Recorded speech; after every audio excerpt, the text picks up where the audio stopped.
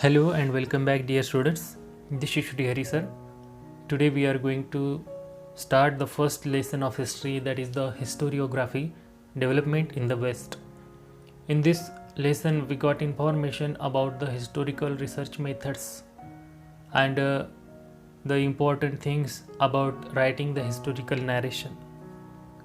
Today we are going to learn the first topic, that is the tradition of historiography, जिसका मतलब है इतिहास लेखन की परंपरा. My dear student, what is historiography? We have learned about the historical research method, critically examining the historical sources and writing the historical narrative. The writing of critical historical narrative is known as the historiography. इतिहास लेखन मतलब क्या होता है कि जो past के जो भी हमारे पास सोर्सेस होते हैं उसका क्रिटिकली एग्जामिनिंग करना और उन सब सीक्वेंस को एक क्रोनोलॉजिकल ऑर्डर में क्या करना, रिप्रेजेंट करना. इसी मेथड को हिस्टोरियोग्राफी कहा जाता है.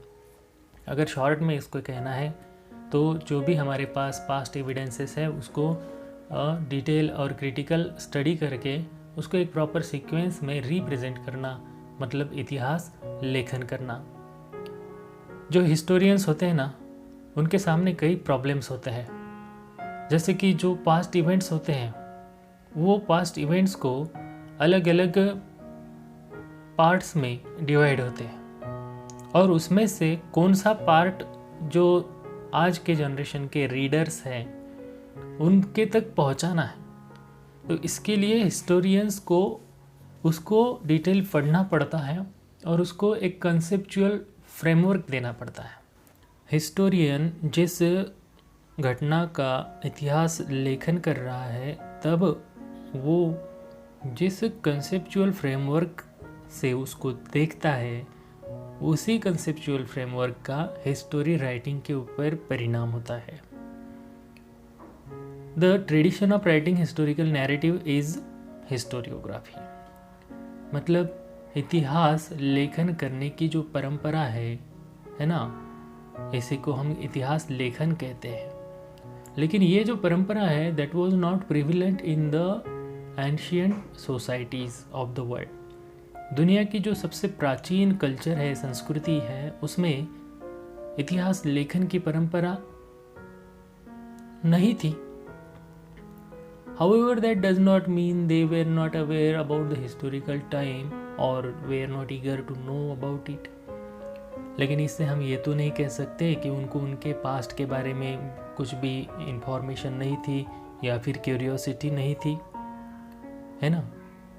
क्योंकि ancient people also felt the need of passing on the stories of the life and valour of the ancestors to the next generation.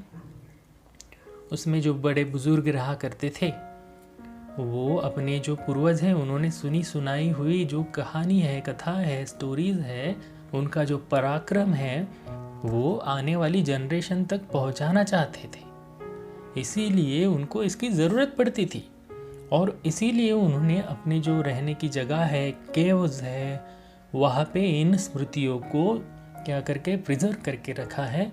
और कई कहानियों के माध्यम से, बाय सिंगिंग सॉन्ग्स, है ना, बाय पेंटिंग्स, स्टोरी टेलिंग्स और बैलाड्स, मतलब कहानियाँ, गीत और पोवाड़ा जैसे गीत गा के एक जनरेशन से दूसरे जनरेशन तक पहुँचाने का काम किया है. These traditional means are looked upon as the sources of history in the modern historiography. तो यही जो प्राचीन संस्कृति में की ये जो ट्रेडिशंस रही हैं इसको आज के इस आधुनिक दृष्टिकोण में प्राचीन इतिहास के एक साधन के लिए देखा जाता है. Because these are the means और sources for us for the modern historiography. इससे हमें पता चलता है कि इन परंपराओं का आज के आधुनिक परंपराओं में भी कितना इम्पोर्टेंट है. इसका एक बेस्ट एग्जाम्पल हम देख सकते हैं. फ्रांस में लूव्रे म्यूज़ियम है, वहाँ पे एक इंस्क्रिप्शन संभाल के रखा है और उसके ऊपर सैनिक और सेनापति का चित्र दिया गया है सैनिक ऐसे अपने प्रॉपर सीक्वेंस में खड़े हैं और सेनापति सबके आगे है। और हम देख सकते हैं कि ये जो शुरुआत है वो मेसोपोटामिया के सुमेर कल्चर में हुई है। और ये सुमेर जो साम्राज्य रहा है इसमें आपस में बहुत संघर्ष भी हुआ करता था।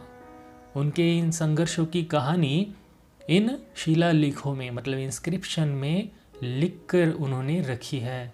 और ये शिलालेख आपको पता है कितने साल पहले का है? 4500 साल पहले का। तो इसका मतलब क्या है? सुमेर जो साम्राज्य रहा है उसमें 2 राज्यों में जो युद्ध हुआ था उसका एग्जाम्पल उन्होंने इस फ्रेगमेंट पे लिख के रखा है। और आज ये हमारे लिए बहुत बड़ा एविडेंस है कि इतिहास लेखन की परंपरा 4500 साल पहले से शुरू है। तो माय डियर स्टूडेंट, ये बहुत ही इम्पोर्टेंट है हमारे लिए। तो आज के इस वीडियो में हमने ट्रेडिशन ऑफ हिस्टोरियोग्राफी के बारे में इंफॉर्मेशन ली है। आई होप आपको ये समझ में आई होगी। तो आज के लिए बस इतना ही। Thank you.